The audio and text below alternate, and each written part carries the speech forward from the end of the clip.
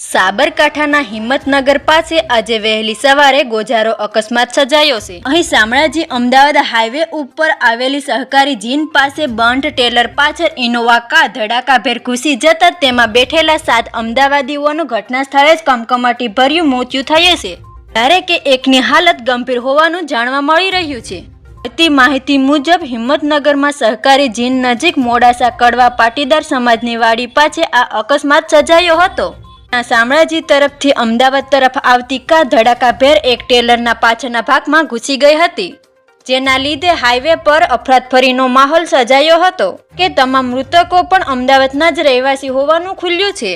Police તપાસમાં એવું જાણવા મળ્યું છે કે ઇનોવા કાર પૂરપાટ ઝડપે શામળાજી તરફથી આવી રહી હોવાનો અહેવાલ છે। મૃતકોના નામ હજુ સુધી સામે આવ્યા નથી, પરંતુ મોટાભાગના મૃતકો અમદાવાદી હોવાની જાણકારી મળી છે। આ ઘટનામાં જાણવા મળ્યું હતું કે કારનો આગળનો ભાગ પાછળથી ટ્રકમાં ઘૂસી ગયો હતો, જેથી પોલીસ અને ફાયર વિભાગના જવાનોએ ભારે જહેમત કારને કાપીને મૃતદેહને બહાર કાઢ્યા હતા। સાબરકાંઠાના એસપી વિજય પટેલા જણાવ્યા અનુસાર ઘટનાની જાણ થતાં જ પોલીસે ટીમે ઘટના સ્થળે મોકલી દેવામાં આવી હતી। પોલીસે તાત્કાલિક ઇજાગ્રસ્તોને કારમાંથી બહાર કાઢીને હોસ્પિટલ પહોંચાડ્યા હતા। વાહનમાંથી બહાર કાઢ્યા બાદ મૃતકોનો મૃતદેહને પોસ્ટમોર્ટમ માટે મોકલી દેવામાં આવ્યા છે। તેમને કહ્યું કે ઘાયલો અને મૃતકોની ઓળખાણ થઈ ગઈ છે।